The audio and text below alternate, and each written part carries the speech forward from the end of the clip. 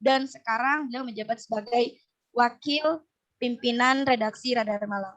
Baik, kepada yang terhormat Bapak Abdul Muthalib, kami persilahkan.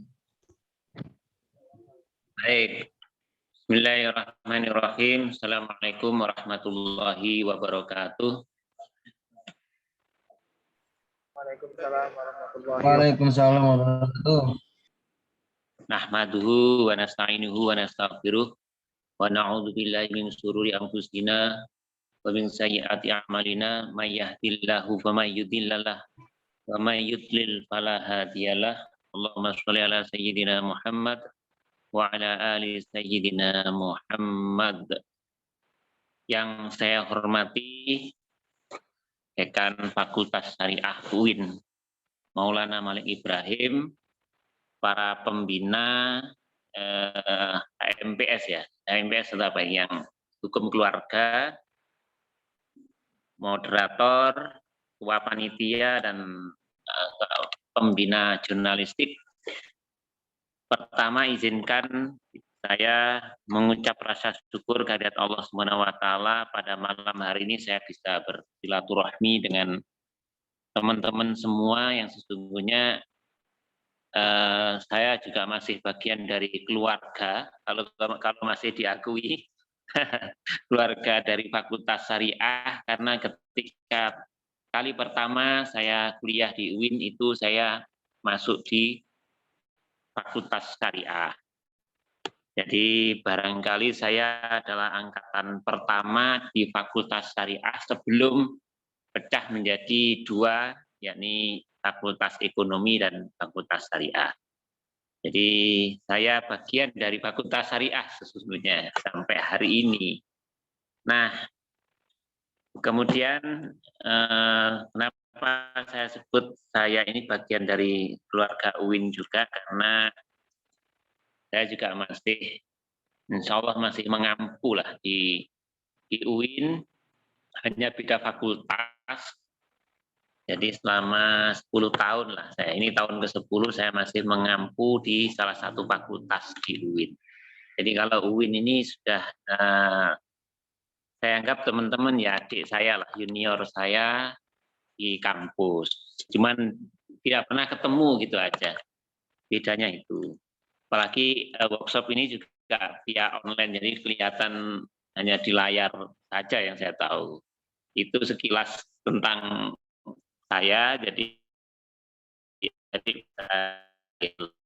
mas, kakak, atau apalah terserah, tapi karena saya adalah senior Anda di Fakultas Syariah. Mungkin sedikit yang ingin saya sampaikan sebelum masuk materi. Mohon maaf, suara saya terdengar nggak ini? Terdengar, Pak. Terdengar, Pak. Sebelum masuk materi, saya ingin sampaikan bahwa tadi disebut saya pernah menjadi jurnalis di beberapa media. Itu sebenarnya berawal dari hobi sih sebenarnya. Dari hobi menulis, yang itu sejak awal kuliah di UIN ya. Pertama kali saya menulis yang agak serius itu kuliah di UIN. Waktu itu memang belum UIN namanya. Waktu itu masih bernama Stein. Jadi karena hobi menulis, seringkali saya menulis di majalah kampus, di Gema, insya Allah masih ada itu namanya Gema, kemudian ada namanya apa itu yang di UKM itu apa namanya, lupa saya sampai namanya, dia itu. Jadi setiap kali ada terbitan Gema misalnya, itu saya berusaha untuk bisa menulis artikel di situ, menulis esai di situ, menulis resensi di situ, sehingga apa yang saya ketahui dan yang saya pahami di dalam kuliah atau saya baca-baca majalah, saya tuangkan dalam bentuk tulisan. Dimuat atau tidak dimuat, yang penting nulis. Intinya itu. Jadi orientasinya adalah yang penting menulis. Bagus, tidak bagus, yang penting menulis. Itu prinsip seorang penulis itu harus begitu. Tidak pernah berhenti untuk tidak menulis. Ya sama sih sebenarnya Anda semua kan juga menulis. Cuman persoalannya menulisnya dipaksa karena nulis makalah kan. Sesungguhnya itu ya karena keterpaksaan. Yang dimaksud di sini adalah menulis tidak ada keterpaksaan. Misalnya ya tiba-tiba ada ide apa yang ada dalam benak Anda, dalam pikiran Anda, di lingkungan Anda, kok kita ini sebagai mahasiswa tadi disebut tinggi, kita dibekali kemampuan wawasan yang lebih daripada yang lain, tapi kita juga harus peka dan kritis terhadap apa yang terjadi di sekitar kita. Nah, senjata seorang akademis itu salah satunya adalah menulis. Salah satunya adalah menulis. Untuk bisa mempengaruhi lingkungan, mempengaruhi orang lain, ya beragam cara sih. Cuman sebagai seorang akademis menurut saya adalah lewat karya tulis. Nah, kebetulan rektor kita ini salah satu mentor saya ketika di awal kuliah dulu. Jadi Profesor Zainuddin, M. Zainuddin itu salah satu mentor orang yang saya ikuti cara menulisnya. Sampai sekarang beliau masih sangat produktif dan bahkan mungkin menurut saya kalau di Malang Raya itu salah satu akademisi yang paling produktif menulis artikel rektor kita. Kita harus bangga lah punya rektor yang cukup aktif di dalam, sangat cukup produktif menulisnya. Nah, teman-teman semua, bahwa dunia jurnalistik dengan dunia akademis itu sebenarnya tidak terlalu jauh berbeda. Segaris menurut saya. Kenapa? Karena yang dipelajari di dalam jurnalistik, praktek-praktek yang terjadi di jurnalistik itu hampir sama dengan yang dilakukan oleh kalangan akademisi. Apa saja? Pertama, di antaranya adalah mencari data. Ketika akademisi itu akan membuat sebuah karya tulis ilmiah, juga mencari data. Nah, jurnalis itu hampir tiap hari juga mencari data. Sama, persis dah. Hanya bedanya kalau jurnalis begitu mencari data itu dikemas dalam waktu cepat memang, bahkan harian.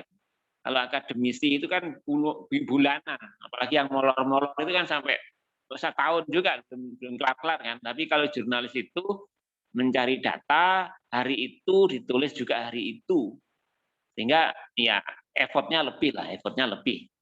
Nah, selain mencari data juga harus melakukan balancing, namanya balancing atau kata lain check and recheck atau cover both set istilahnya dalam jurnalistik, itu yang dilakukan oleh jurnalis. Hanya yang membedakan antara karya tulis yang dibuat oleh akademisi jurnalis pada cara penulisan dan pemilihan bahasa. Itu yang membedakan. Nah, kalau saya ingin meminta atau Anda semua untuk memilih, ada satu ada karya ilmiah berupa skripsi, yang satu berupa karya tulis juga, tapi berupa majalah. Saya kok yakin Anda semua pasti memilih majalah. Kenapa? Kok memilih majalah? Ada banyak faktor. Dua-duanya ini sama-sama ilmiah, dua-duanya ini. Satu karya tulis ilmiah, tapi bentuknya skripsi. Yang satu karya ilmiah juga, tapi bentuknya majalah. Saya yakin semua memilih majalah untuk dibaca. Kenapa? Salah satu faktornya adalah karena pemilihan kata di dalam majalah itu lebih enak, lebih nyaman, lebih mudah dipahami dibanding dengan skripsi. Saya tidak tahu, mungkin di antara kalian mungkin lebih senang skripsi, mungkin ada juga ya. Tapi kok saya yakin kok tidak banyak sih, saya yakin tidak banyak. Nah, salah satu yang membedakan itu. Jadi di dalam jurnalistik itu pemilihan bahasa yang dipakai itu sangat penting sekali. Karena itu di dalam jurnalistik tersebut karya tulis yang diproduksi jenisnya adalah karya tulis ilmiah populer. Karya tulis ilmiah populer. Tapi kalau karya tulis yang biasanya Anda buat, misalnya makalah atau jurnal, skripsi, tesis, disertasi dan sebagainya, itu masuk kategori karya tulis ilmiah non populer. Nah, kita tidak bahas tentang karya tulis ilmiah non populer, kita ingin bahas karya tulis ilmiah yang populer. Kenapa disebut populer? Karena pemilihan kata yang ditulis, yang dipakai itu tidak harus menggunakan kata yang baku sesuai dengan Kamus Besar Bahasa Indonesia. Jurnalis lebih senang menggunakan kata yang banyak dikenal orang meskipun tidak baku. Nah, misalnya saja ada kata belusukan. Coba Anda cari di KBBI, Kamus Besar Bahasa Indonesia, belusukan sudah masuk atau tidak. Sebelumnya, 2-3 tahun sebelumnya, belusukan ini masih kata daerah, kata serapan dari bahasa daerah. Tetapi karena ini sudah menjadi bahasa yang sangat umum, banyak digunakan oleh orang, meskipun daerah manapun ketika menyebut kata belusukan, itu dia akan paham. Ada lagi kata ngenes, ngenes misalnya. Ngenes itu kira-kira paham nggak banyak orang? Kalau saya sih yakin bahwa kita menggunakan kata ngenes di dalam karya ilmiah populer, hampir semua orang Indonesia kira-kira itu paham. Padahal itu bukan bahasa yang baku, bukan kata baku. Bahkan mungkin ya, saya belum ngecek, tidak ada di dalam Kamus Besar Bahasa Indonesia. Itu yang dimaksud dengan populer. Jadi karya ilmiah populer.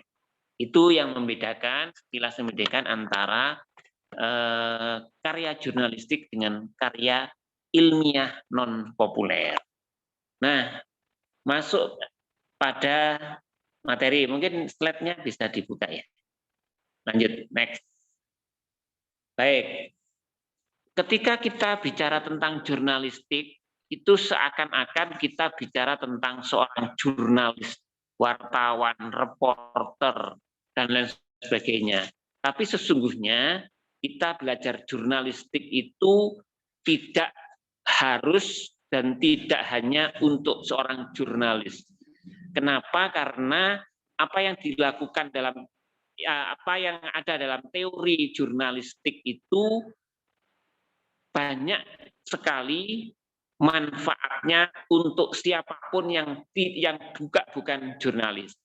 Tadi di awal saya sampaikan bahwa salah satu tugas dari jurnalis itu adalah mencari data, menggali data. Nah, itu juga dilakukan oleh siapapun yang meskipun bukan jurnalis. Misalnya begini, misalnya seorang dosen lah terkata, seorang dosen itu ketika untuk menemukan sebuah kajian ilmiah atau untuk mengkaji sebuah ilmu baru lah, dia tentu juga menggali data, mencari data. Di dalam menggali dan mencari dan menggali data itu juga melakukan praktek yang namanya wawancara, dan itu di jurnalis juga diajarkan. Di jurnalis wajib itu wawancara. Di dalam akademis, dalam mengkaji sebuah teori juga melakukan proses yang namanya wawancara. Bahkan mungkin bedanya ya di jurnalis itu wawancara memang tidak cukup 1-2 orang, bahkan 3 atau 4 dan seterusnya, itu sangat dianjurkan di dalam jurnalistik untuk menguatkan sebuah data. Itu yang dimaksud dengan check and recheck kalau di istilah kita itu ya. Jadi jurnalistik itu melatih siapapun untuk melakukan proses komunikasi dengan orang lain. Ya, wawancara, kemudian mungkin ada silent reportase misalnya ya. Silent reportase itu bahasa mudahnya itu adalah investigasi. Ya, ini yang membedakan dengan kajian ilmiah ya, kira-kira begitu. Dalam kajian ilmiah tidak ada investigasi, tapi dalam jurnalistik itu ada yang namanya investigasi, yakni proses mencari data yang sifatnya silent. Proses mencari data yang sifatnya silent. Jadi tidak banyak orang tahu bahwa seorang jurnalis itu sedang menggali data. Silent itu bisa melakukan proses wawancara yang itu tidak formal, informal. Juga bahkan tidak wawancara tetapi melakukan proses pengamatan. Ini namanya silent reportase atau investigatif lah, ya, proses investigatif namanya. Itu yang ada di jurnalis. Nah, kemudian proses berikutnya setelah melakukan proses check and recheck, klarifikasi, wawancara dan sebagainya, barulah yang di dalam jurnalistik itu dilakukan namanya publish. Publish itu ya kita menyampaikan apa yang kita ketahui, menyampaikan apa yang kita amati, apa yang hasil wawancara kita sampaikan ke publik melalui proses jurnalistik itu bisa lewat proses tulis, bisa lewat verbal itu kayak penyiar TV, penyiar radio, atau reporter TV, reporter radio itu sama sebenarnya. Prosesnya sama, proses jurnalistik itu sama. Jadi sekali lagi bahwa di dalam jurnalistik itu mengajari siapa saja untuk salah satunya adalah tidak mudah percaya dengan apa yang sedang terjadi. Tidak mudah percaya dengan apa yang terlihat. Tidak mudah percaya dengan apa yang didengar. Nah, ini salah satu upaya untuk menangkal hoax itu kan itu. Tidak mudah percaya dengan apa yang dilihat, tidak mudah percaya dengan apa yang didengar, dan tidak mudah percaya dengan apa yang terjadi sekalipun. Nah, supaya mengantisipasi terjadinya peristiwa atau informasi hoax itu, maka di dalam jurnalistik salah satu kekuatannya adalah pengamatan. Pengamatan itu misalnya ketika tadi siang atau sore ya, siang kalau tidak salah itu terjadi ada foto beredar ada 4 orang di dalam satu mobil yang meninggal karena tertabrak kereta api tepatnya di utaranya Lawang. Foto beredar siang tadi.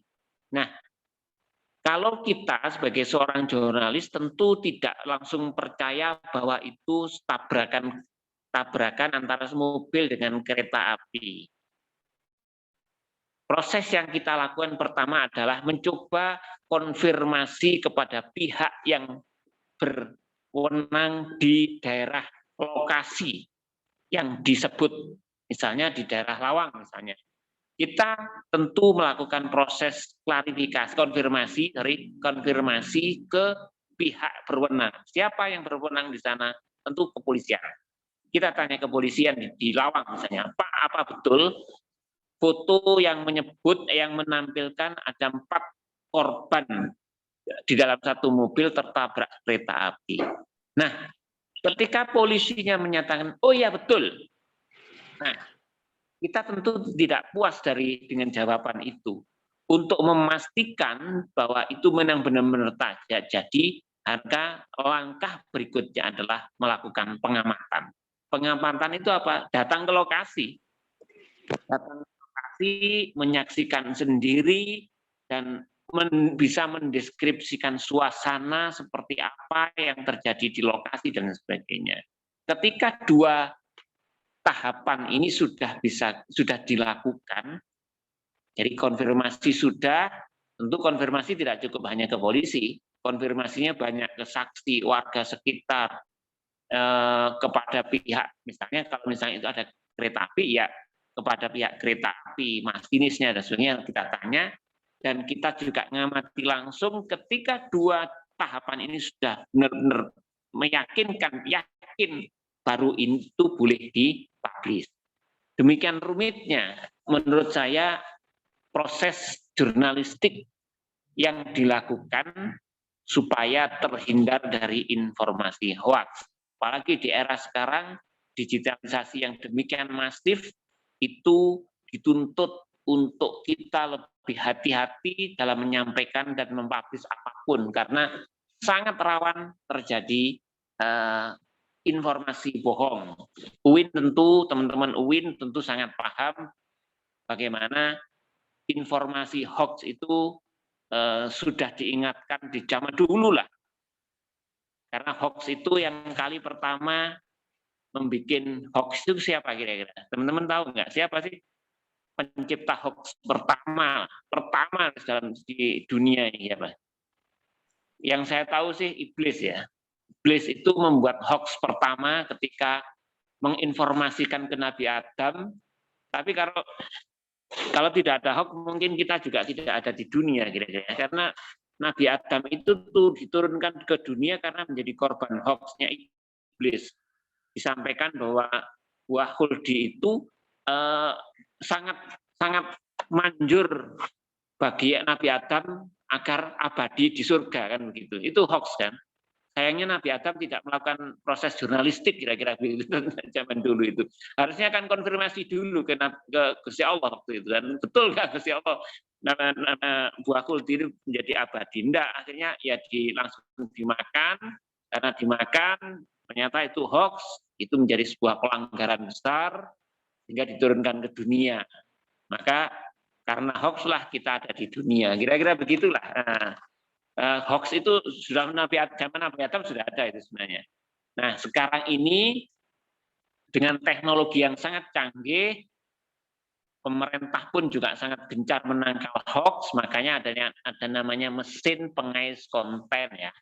Mesin pengais konten itu diciptakan dan sekarang dibuat oleh Kementerian Kominfo.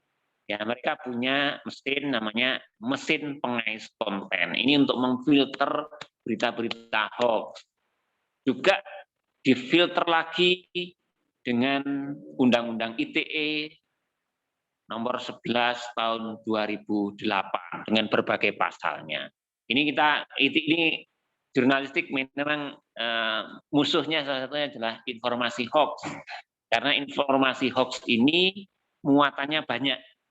Muatan informasi hoax itu diantaranya ada tentu muatan ekonomi yang banyak, muatan politis, muatan kebencian, muatan sara, karena hoax, karena informasi hoax ini bisa dijual untuk kepentingan banyak hal yang tentu pasti itu merugikan. Nah, filternya adalah jurnalistik, teori jurnalistik itu adalah salah satu filter untuk menghindari informasi hoax. Nah, sedikit mungkin saya sampaikan, teman-teman mungkin tahu apa bedanya informasi dengan berita ya. Kadang kita akan sering mendengar, di sana ada berita, di sana ada berita katanya ada kereta api nabrak mobil, misalnya gitu. Itu yang betul sebenarnya bukan berita, itu adalah informasi. Kenapa? Karena berita itu adalah informasi yang sudah diproses secara jurnalistik, itu baru berita. Jadi berita itu adalah informasi yang sudah diproses secara jurnalistik. Proses jurnalistik itu apa? Yakni ada yang menyebut 6M istilahnya. Jadi mencari data, menggali data, mencari data, menggali data, mempublish. Nah, itu yang singkatnya begitu, singkatnya 3. Jadi menggali data itu nanti ada check and recheck, balancing, cover board set itu dilakukan. Tapi mencari data, menggali data dan mempublish itu proses jurnalistik. Nah, setelah menggali data baru mempublish. Produk dari proses jurnalistik itu tadi yang disebut dengan berita. Jadi ketika Anda itu menikmati tayangan di televisi, itu sudah berita karena sudah mulai proses jurnalistik yang panjang itu tadi. Mulai pengamatan, datang ke lokasi dan sebagainya. Bisa dilanjut? Jelas? Oke. Secara teknis teman-teman semua, secara teknis, ini teknis ya, secara teknis bahwa dunia di dalam teori jurnalistik itu, ini teknis penulisan maksud saya, unsur secara teknis saja, jadi mungkin ini bisa langsung materinya di dalam semua, nanti bisa dibagi. Materinya ada 2 materi makalah yang sudah saya kirim. Nah, secara teknis bahwa proses penulisan jurnalistik itu adalah kita tidak boleh membuat naskah yang menyebabkan pembaca atau pemirsa itu bertanya-tanya lagi. Paham maksudnya? Maksudnya gini, tugas jurnalis itu adalah menjelaskan persoalan atau apapun yang menjadi banyak pertanyaan di masyarakat. Nah, ya. Jadi jangan sampai jangan sampai pembaca kita setelah membaca naskah atau tulisan kita masih bertanya lagi. Nah, gitu paham ya. Jadi karena itu di dalam teori jurnalistik Anda mungkin sudah kenal namanya 5W1H, itu sesuatu yang wajib ya. Siapa, di mana, kapan, mengapa, bagaimana. Jadi siapa, kapan, di mana, mengapa, bagaimana, apa lagi ya? Oh, apa, siapa, di mana, kapan, mengapa, bagaimana. Itu dalam setiap tulisan apapun itu harus variabel itu harus masuk karena itu adalah menjawab setiap masyarakat yang membaca tulisan kita, menjawab masyarakat yang melihat atau mendengarkan naskah yang kita sampaikan. Itu aja sebenarnya. Ketika sudah memenuhi unsur itu, sebenarnya secara jurnalistik sudah selesai sudah. Nah, cuman apakah cukup itu? Nah, dalam jurnalistik itu maka perlu ada tambahan wawasan. Ketika nulis sesuatu peristiwa yang sudah mengandung unsur 5W1H tadi, perlu ada tambahan wawasan. Wawasan itu apa? Misalnya pengayaan data. Pengayaan itu penambahan data. Jadi masyarakat pembaca kita itu kan beragam orang. Ada yang dari SMP, SMA, mahasiswa, dosen, guru, dan sebagainya. Tidak semuanya itu terkadang paham dengan persoalan yang sedang kita tulis. Maka tugas dari penulis, dalam hal ini jurnalis, itu adalah menjelaskan. Tadi di awal saya sebut tugas kita adalah menjelaskan, mendudukkan persoalan sejelas-jelasnya lewat tulisan kita. Karena itu kata yang dipilih harus yang populer supaya orang dari semua lapisan itu bisa paham. Baik itu anak SMP ya paham, guru besar itu juga paham dan sebagainya. Jadi semua kalangan itu paham dengan apa yang kita tulis. Kira-kira begitu, teman-teman semua. Sebagai pengantar dari saya, ini ada mungkin izin moderator, karena tadi temanya juga tentang multimedia.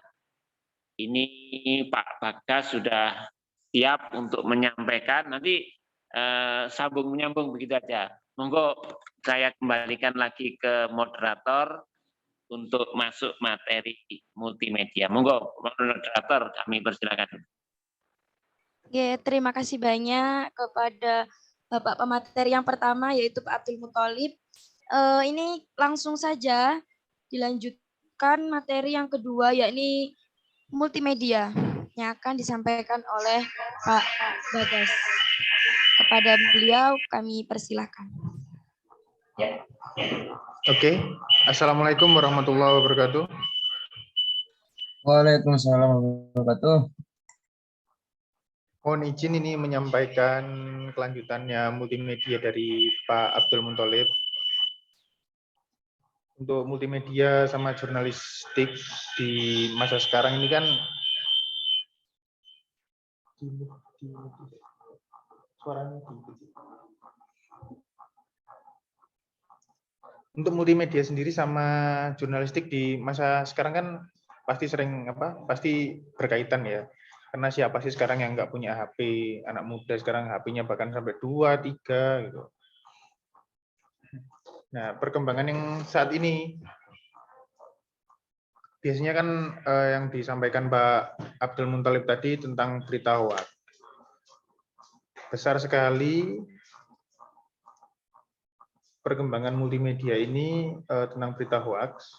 Jadi untuk kalian yang baru mulai menulis, baru mulai mencoba membuat konten berita, hindari berita-berita hoax tersebut. Nah, caranya gimana? Caranya ya sebenarnya udah disampaikan sama Pak Thalib sih. Yang pertama udah ada menguasai berita tersebut. Setelah itu harus ada konfirmasi dari pihak yang memang benar-benar menguasai.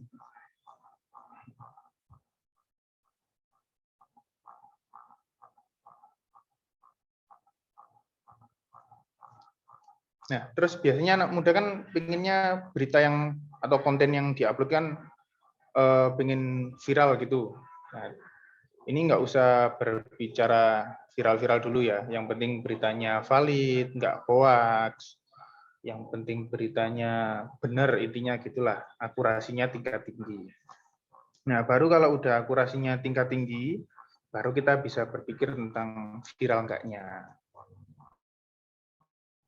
Nah, untuk viralnya, cara viralnya sendiri, ya susah-susah gampang sih.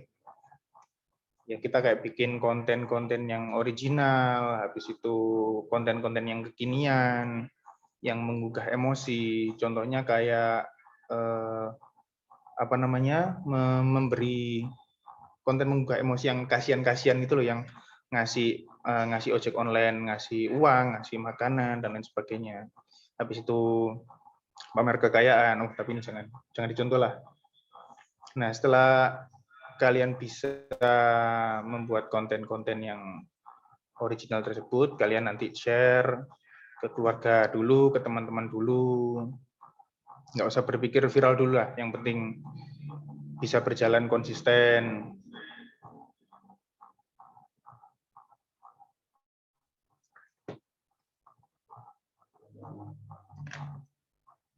Pak Thalib, ada lagi Pak Thalib? Baik, mungkin Pak Bagas bisa bantu teman-teman kaitannya perkembangan multimedia. Sekarang ini kan masyarakat banyak yang sedang membutuhkan atau hampir semua lembaga lah sekarang ini gencar untuk mengapih tentang multimedia. Mungkin Pak Bagas bisa bantu menjelaskan bagaimana sih sebenarnya perkembangan multimedia, termasuk platform-platform digital mungkin yang sedang gencar ini. Monggo, Pak. Kalau untuk perkembangannya berkaitan, Pak. Jadi teman-teman pasti siapa yang punya HP pasti punya sosial media, dan di sosial media itu pasti kalian pasti membaca informasi dari artis, dari segala macam berita dimanapun. Jadi seperti itu. Oke.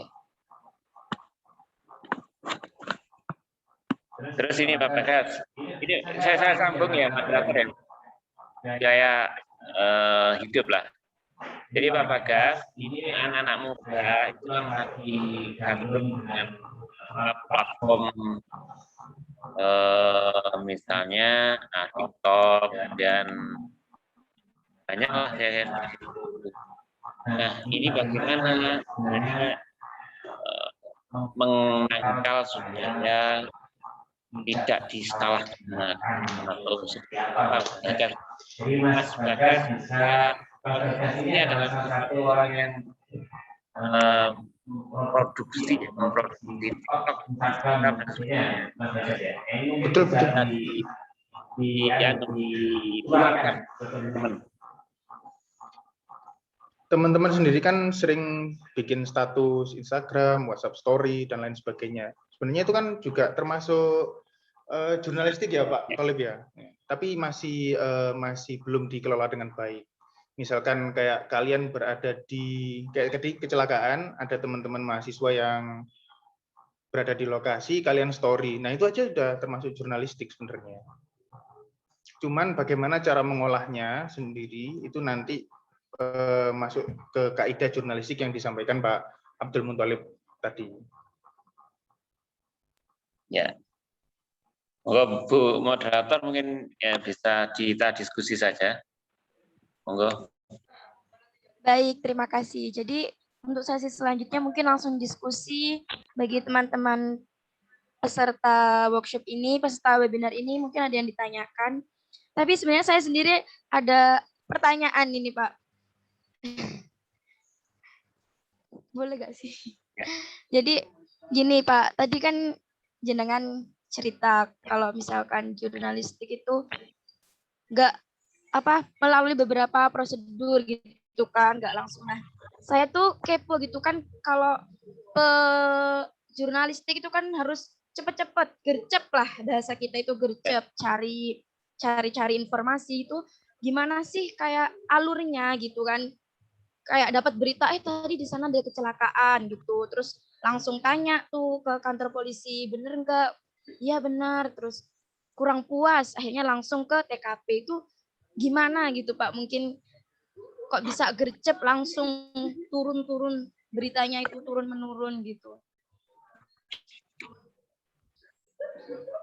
menyiarkan berita itu. Jadi memang langsung saya tanggapi ya.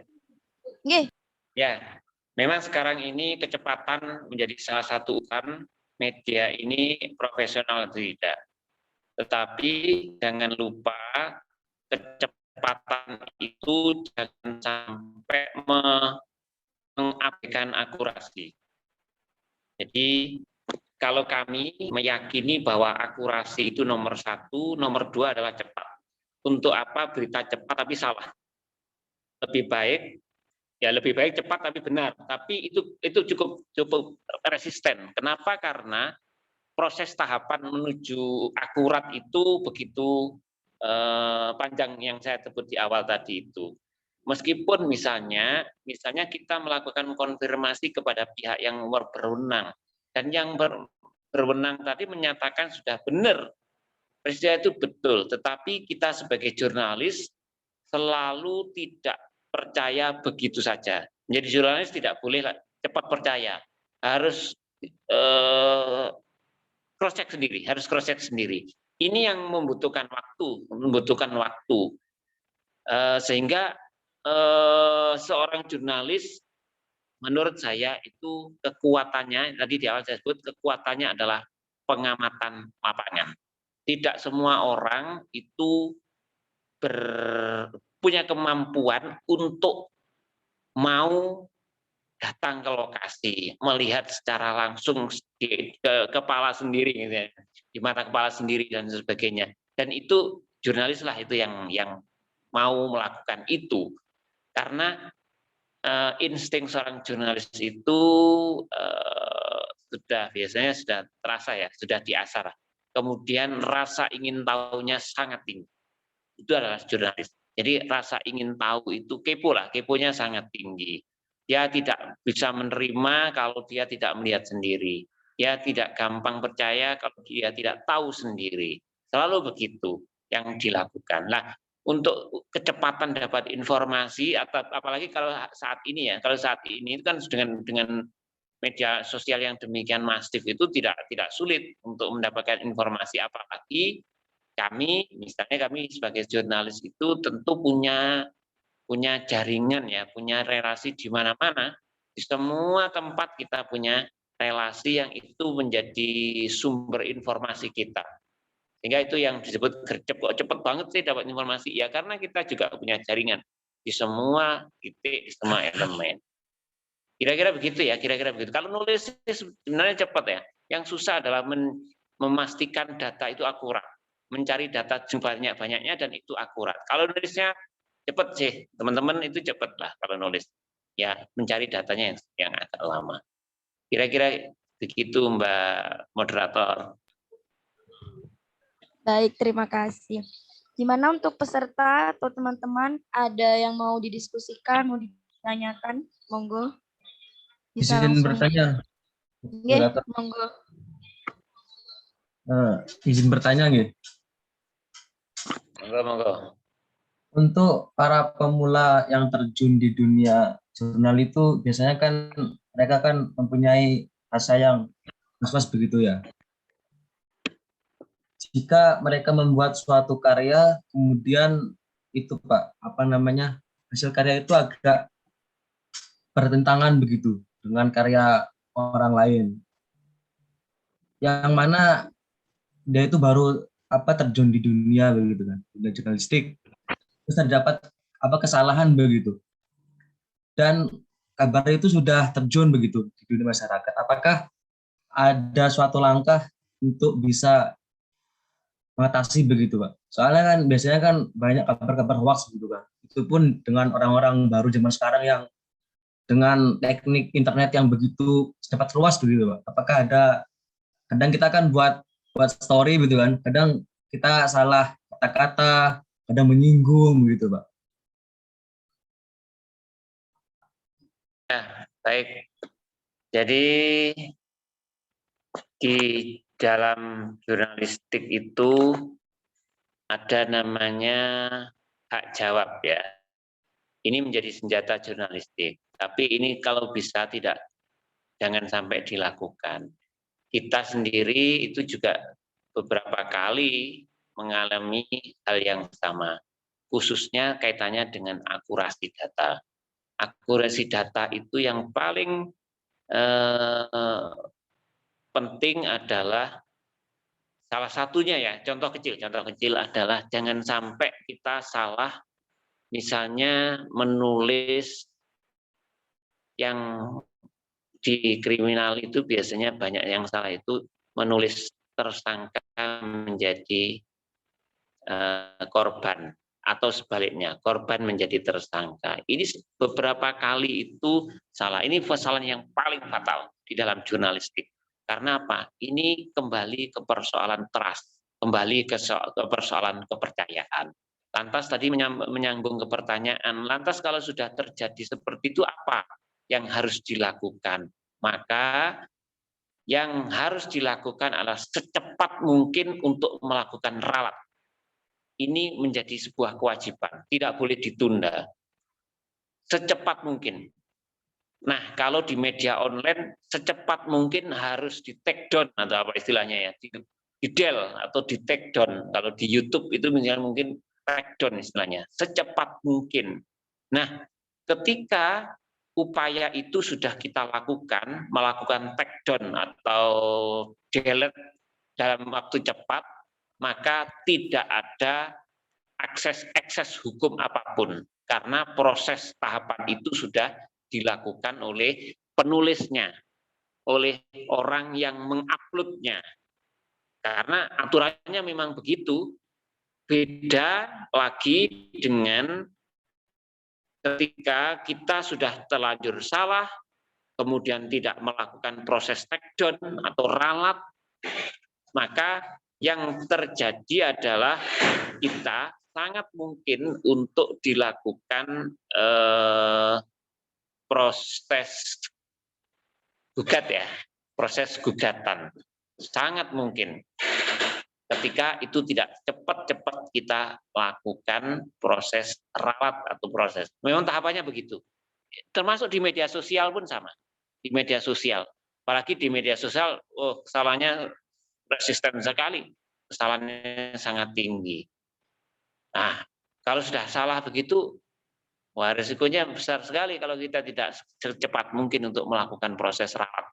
Klarifikasi, apalagi ketika yang menjadi korban kesalahan kita itu meminta hak jawab. Hak jawab itu apa? Ya mereka melakukan klarifikasi, maka itu wajib untuk kita akomodir. Wajib sudah, statusnya wajib untuk diakomodir. Lalu bagaimana ketika itu tidak kita akomodir?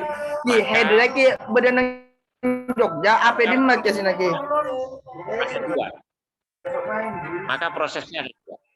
Misalnya saja Anda itu menjadi korban dari informasi yang diupload oleh teman Anda atau siapa saja.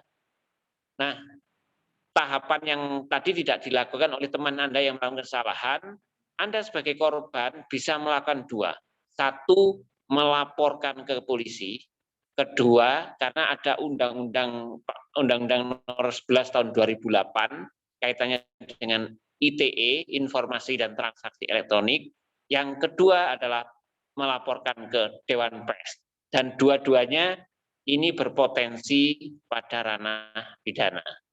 Kalau Dewan Pers itu ya tidak langsung ke ranah pidana, cuman ada proses-proses yang itu sangat mungkin masuk ke pidana ketika Dewan Pers menyebut bahwa apa yang kita upload ini sudah masuk pada di luar jurnalistik ya, di luar konteks jurnalistik. Tapi kalau sudah di luar konteks jurnalistik, ya mau tidak mau, ini adalah laporannya harus polisi, adalah Undang-Undang ITE. Kira-kira begitu, Mas. Itu tanggapan saya. Monggo. Gimana untuk penanya, mungkin ada feedback?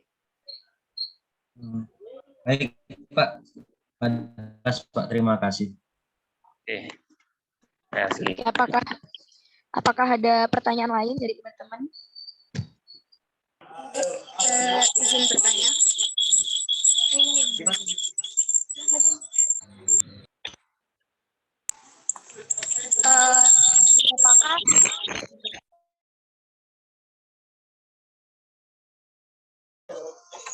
Apakah yang telah Bapak jelaskan sebelumnya itu termasuk dalam kode etik kejurnalistikan? Karena kan pasti dalam dunia jurnalistik itu ada kode etik yang harus diperhatikan.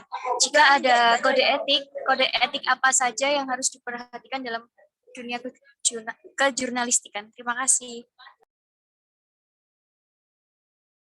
Ya, baik.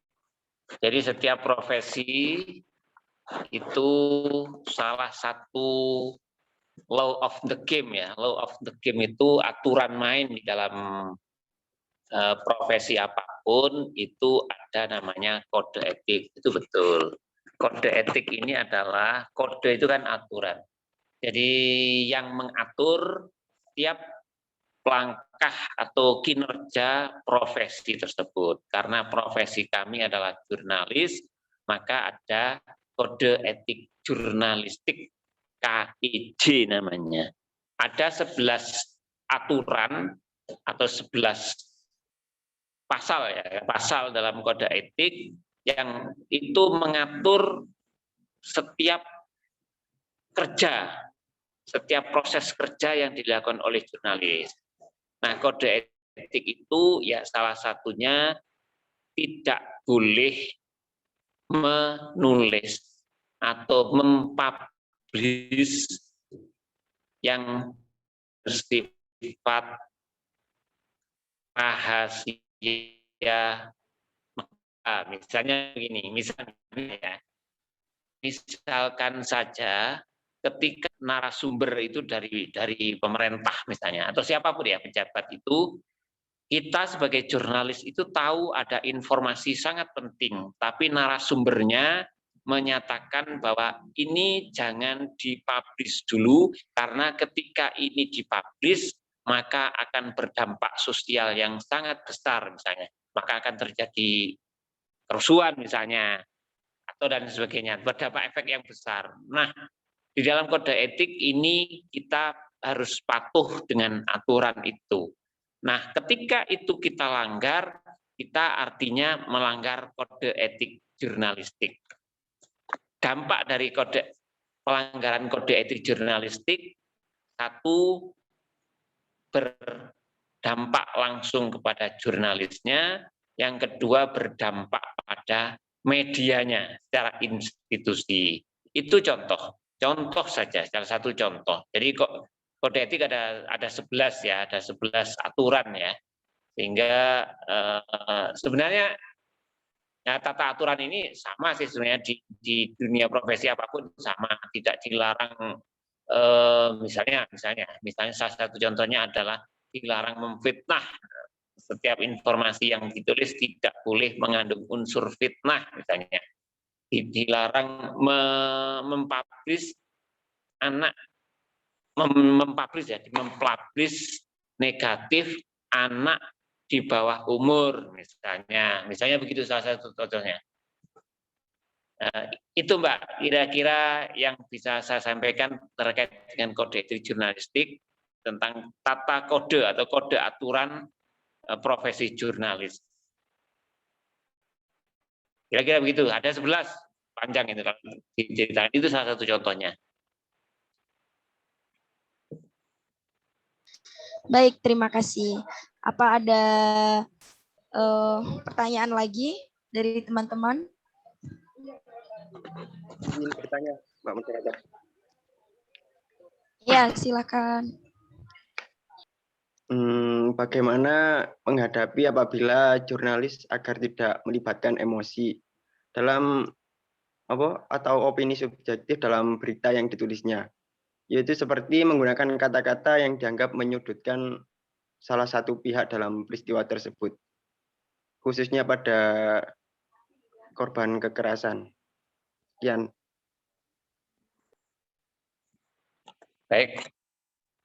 Jadi ini betul sekali. Jadi dalam tata aturan penulisan jurnalistik itu tidak boleh ada unsur opini. Unsur opini itu seperti apa sih? Opini itu adalah subjektivitas dari seorang penulis, dari seorang jurnalis. Misal begini. Misal ada pelaku kejahatan, mohon maaf ya, pelaku kejahatan seksual, mohon maaf ya. Sering kita menulis tentang pelaku kejahatan seksual. Secara psikologi, kita ini kan juga marah betul kan dengan pelaku itu. Apalagi korbannya adalah orang sekitar kita, orang yang saudara kita. Itu kan kita marah betul dengan itu. Tetapi di dalam tulisan karya kita, itu kita harus menghindari kata yang misalnya pelaku bermental bejat ini. Nah, berlaku bermental bejat. Kata bejat itu adalah opini sudah. Itu tidak boleh, opini. Meskipun kita marah, karena itu opini. Opini itu adalah subjektivitas. Nah, tapi kan pasti ada protes. Loh kan memang bejat, iya. Kita tahu memang bejat, tetapi kan tidak perlu ditulis di dalam, kita tidak perlu dipublis dalam tulisan. Orang itu pembaca, biarkan pembaca sendiri yang menilai bahwa dia bejat atau tidak bejat. Karena jurnalistik itu bukan pengadilan yang boleh menghakimi siapa saja. Tidak boleh. Jadi yang boleh itu adalah jurnalistik itu membeberkan fakta. Tidak boleh menghakimi siapapun. Itu ya. Karena ya belum tentu kan. Gini, jadi yang boleh menghakimi itu adalah pengadilan. Polisi saja itu tidak boleh melakukan penghakiman terhadap siapa saja yang ditangkap. Karena orang yang ditangkap polisi itu belum tentu orang yang bersalah. Bahkan orang yang sudah masuk penjara pun belum tentu dia orang yang bersalah. bisa saja dia menjadi korban dan lain sebagainya. Karena itu apalagi seorang jurnalis yang tidak punya kewenangan untuk menghakimi siapapun. Nah, yang boleh menghakimi secara hukum itu adalah pengadilan. Karena itu di dalam setiap banyak berita ya, itu harus ada tulisan diduga, kemudian tersangka dan sebagainya, itu dalam kapasitas menghindari penghakiman oleh media yang ini. Betul, Bapak, tidak boleh ada ilmu di dalam tadi tadi Arema lawan Persik Kediri kan menang. Sebagai warga Malang misalnya, ya, atau jurnalis yang pro terhadap Arema misalnya, itu pun tidak boleh melakukan penghakiman habis-habisan terhadap Persik Kediri. Karena misalnya begini, Persik, bahasanya begini, kita sebagai jurnalis Malang ya, karena saking senengnya Arema menang dan Persik kalah misalnya, syukur sekali pemain Persik keok malam ini misalnya gitu. Ini kan subjektivitas seorang jurnalis masuk di dalam tulisan, itu tidak boleh. Tidak perlu begitu, tidak boleh. Itu memasukkan emosinya di dalam tulisan, dan itu sangat-sangat tidak. Yang benar bagaimana? Ya fakta saja. Pertandingan begitu seru, misalnya kedua tim saling serang sampai akhirnya berakhir dengan skor 2-3 atau 3-2 atau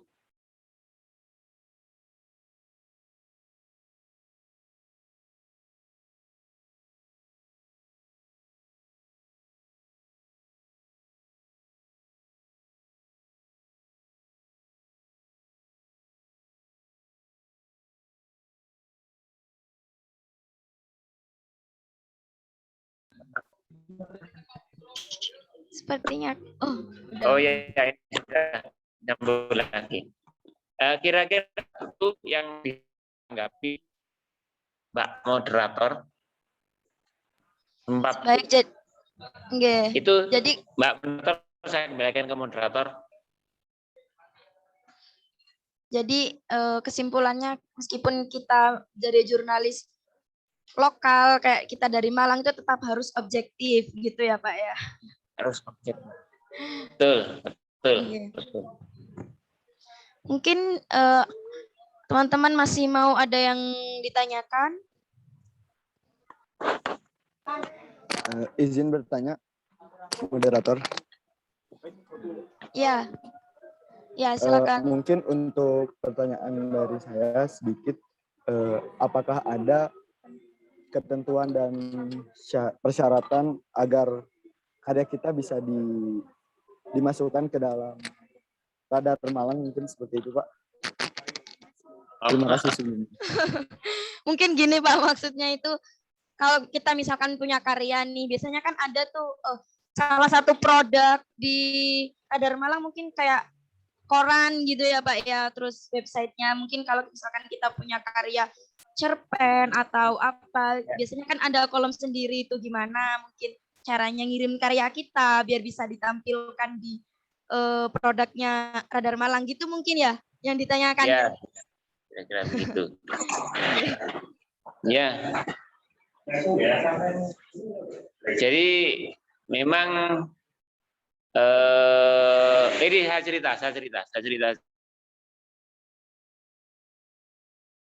Ketika saya semester 5 atau semester 4 ya, kira-kira seperti Anda lah, kira-kira juga sangat pengen gimana ya caranya tulisan saya ya, artikel saya ini dimuat di media besar lah, besar di Jawa Pos, di Kompas.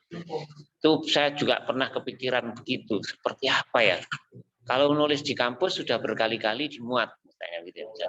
Tapi suatu ketika kan pingin yang lebih kan, harus dimuat di koran. Nah, ini saya cerita lah. Sekali lagi cerita, jangan ditiru. Saya berkali-kali nulis artikel dan saya kirim di Jawa Pos waktu itu, di Jawa Pos dan Kompas. Berkali-kali pula tidak pernah dimuat. Karena statusnya masih status mahasiswa. Tapi saya berusaha untuk tidak putus asa, kemudian saya cari cara, gimana caranya bisa dimuat. Dengan artikel yang sama, dengan tulisan yang sama, kemudian saya ganti nama saya dengan rektor UIN waktu itu. Nah, ini ada ini fakta nih. Jadi tulisan saya itu saya ganti penulisnya Profesor Dr. Imam Suprayogo. Nah, teman-teman mungkin pernah dengar nama guru besarnya UIN yang hebat itu, Profesor Imam Suprayogo. Begitu nama penulis saya ganti dengan naskah yang sama, ternyata dimuat oleh Jawa Pos. Ini pengalaman saya ketika semester 4 kalau tidak saya ingat saya itu.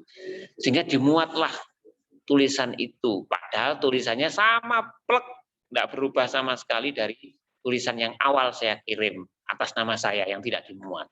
Begitu saya ganti namanya, maka dimuatlah tulisan itu di Jawa Pos. Artinya apa? Waktu itu saya dipanggil Pak Rektor juga. Kenapa? Karena saya tidak izin pakai nama beliau. Dimarahi saya waktu itu. Nah, makanya jangan ditiru. Ini jangan ditiru contoh. Artinya apa? Kesimpulannya adalah di media-media profesional ya, media-media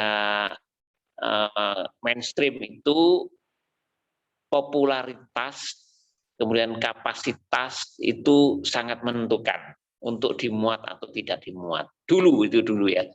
Tapi sekarang seiring dengan perubahan zaman kayak begitu, sekarang menekankan pada kualitas tulisan menurut saya. Menurut saya kualitas tulisan.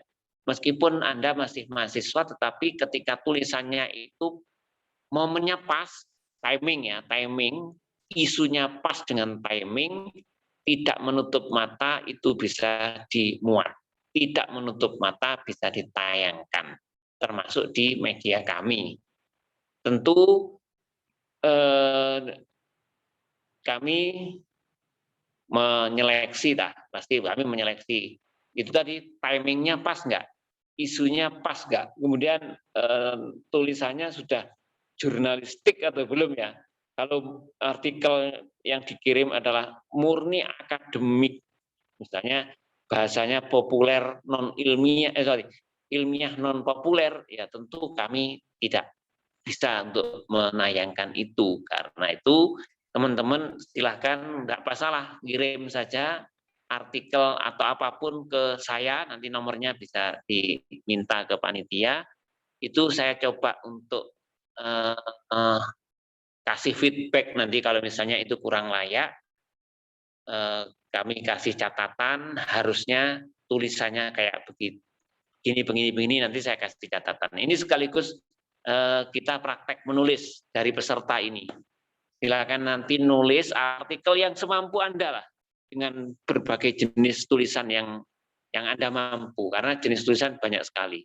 Nanti dari situ, nanti saya koreksi kekurangannya apa, contoh harusnya seperti apa, saya kembalikan ke Anda, entah via WA saja.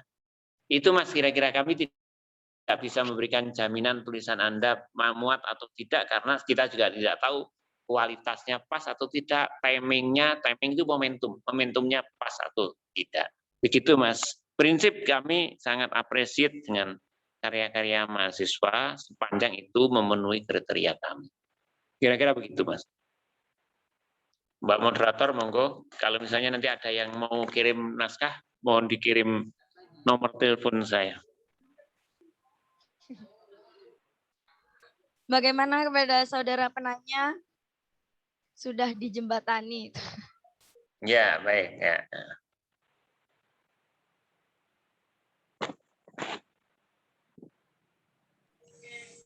Iya Pak, sudah. Terima kasih Pak. Tulisannya saya tunggu. Siap. Nanti saya mencoba untuk menulis.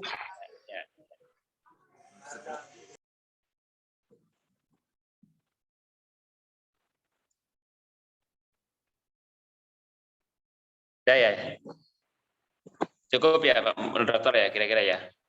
Nggih, cukup sekali. Oke. Nanti lebih banyak praktek saja. Kalau jurnalistik itu lebih banyak praktek, termasuk multimedia nanti praktek. Bisa di kantor itu ada banyak peralatan lengkap itu nanti. Pak Bagas yang ahlinya praktek itu.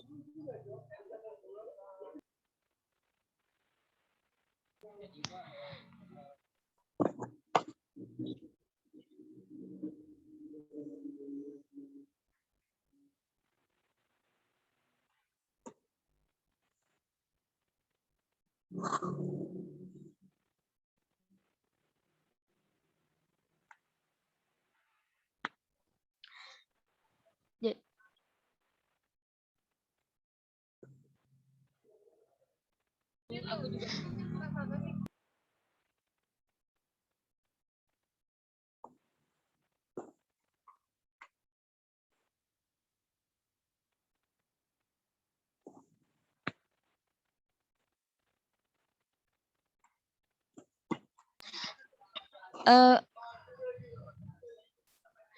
Jadi mohon maaf itu untuk Pak Bagas, apakah mungkin ada yang perlu disampaikan lagi mengenai multimedia khususnya?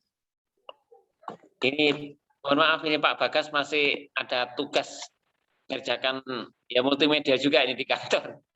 Lagi geser. Jadi nanti praktek saja. Menurut saya praktek saja. Peserta boleh kapan diajukan, nanti praktek langsung Pak Bagas yang akan mengarahkan.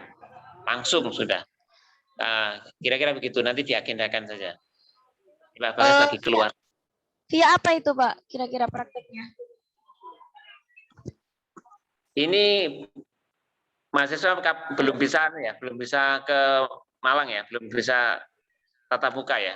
Oke, ada yang beberapa sudah di Malang. Ya, yang sudah di Malang saja. Nanti langsung pinginnya apa, nanti Pak Bagas yang akan mengarahkan langsung sudah. Yang sementara peserta yang di Malang secara bergiliran boleh 2-3 orang, nanti tak pertemukan dengan Pak Bagas sama saya. Jadi langsung dapat ilmunya, langsung bisa prakteknya. Kira-kira begitu. Masya Allah, terima kasih banyak Pak pemateri. Nanti salam juga ya Pak ya untuk Pak Bagasnya. Ya nanti saya sampaikan. Okay. Mungkin untuk sesi selanjutnya langsung sesi closing statement. Baik. Teman-teman sekalian, jadi teori jurnalistik itu sesungguhnya tidak ada teorinya ya. Kalau saya mengamati begitu. Jadi ini adalah ilmu praksis. Ilmu praksis itu ya yang langsung praktek. Jadi apa yang saya sampaikan itu hanya sebatas kilas saja apa yang kami lakukan selama ini. Tapi Anda akan tidak langsung bisa dengan apa yang saya sampaikan kecuali kalau Anda melakukan praktek. Prakteknya apa? Ya kalau belajar menulis ya praktek menulis. Ibarat menulis itu kan seperti orang naik sepeda. Naik sepeda itu teorinya naik sepeda itu apa? Kan enggak ada ya, naik saja. Kalau nanti ketika naik nabrak, jatuh dan sebagainya ya sama. Nulis juga begitu, tulisannya jelek dan ketika di tengah nulis 1-2 paragraf sudah berhenti kehabisan ide, ya sama dengan orang naik sepeda baru 1-2 kali pancalan aja sudah jatuh, ya sama itu 1-2 paragraf sudah berhenti, sudah tidak ada ide lagi. Nah itu nanti baru bisa lancar ketika kita sering latihan nulis, sering praktek nulis. Makanya tadi saya tawari kalau teman-teman pengen cepat bisa ya kirim naskah ke saya, nanti saya kasih feedback balik tulisan aslinya Anda seperti apa, hasil editingnya saya seperti apa. Jadi dari situ nanti Anda bandingkan, itu proses transfer knowledge yang sangat cepat itu seperti itu. Jadi dari situ nanti akan tahu sendiri, oh begini tuh cara menulis, oh begini dan sebagainya. Saya kira itu yang bisa saya sampaikan, semoga manfaat. Saya berharap ya peserta ini nanti targetnya adalah menguasai dunia tulis menulis, bagaimana cara mengambil angle yang baik, membuat judul yang menarik dan sebagainya. Kira-kira begitu Mbak Moderator. Sekali lagi mohon maaf bila ada kata yang kurang berkenan dan semoga ini bermanfaat. Saya akhiri. Assalamualaikum warahmatullahi wabarakatuh. Waalaikumsalam. Baik, terima kasih banyak pada Pak Abdul Munthalib. Sangat luar biasa sekali materi ilmu yang disampaikan pada kesempatan malam hari ini. Di sini saya sebagai moderator izinkan menyimpulkan sedikit ya, materi yang disampaikan, bahwa jurnalistik itu tidak selamanya harus untuk jurnalis. Nah, apalagi kita nih sebagai mahasiswa, perannya sangat tinggi banget, apalagi di zaman era digital seperti ini. Maka dari itu, dan talent, kata Pak Abdul Munthalib tadi, talent itu nggak harus dapat diambil dari pelajaran formal, bisa juga dari informal. Maka dari itu, jurnalistik ini sebenarnya ilmu yang praksis, ilmu yang langsung dipraktikkan, gitu kurang lebih. Di sini saya selaku moderator, mohon maaf banget, mohon maaf yang sebesar-besarnya apabila ada salah kata dari awal hingga akhir. Saya ucapkan juga terima kasih kepada kedua pemateri kita dan peserta workshop dan training malam hari ini yang ikut dari awal sampai akhir. Terima kasih juga pada Pak Abdul Munthalib yang welcome ke kita, biar ada lanjutan. Ya. Yeah. Untuk sesi selanjutnya mungkin teman-teman bisa on cam, mau diabadikan, di screenshot sama panitia.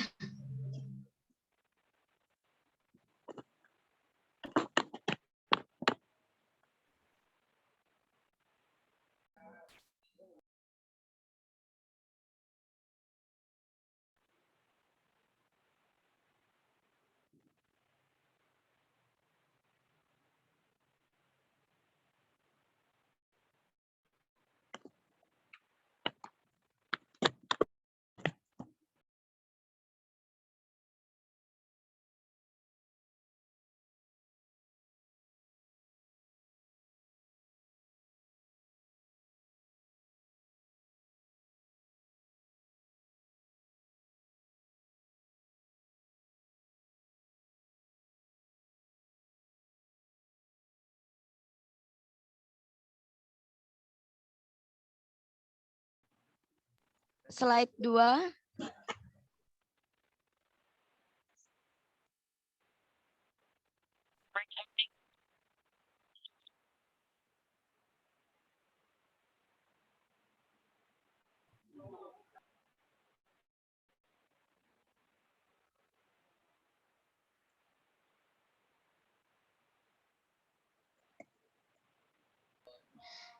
Baik, terima kasih. Untuk teman-teman peserta juga nanti bisa kita bicarakan via grup WhatsApp untuk lanjutan tadi yang disampaikan Pak Abdul Munthalib.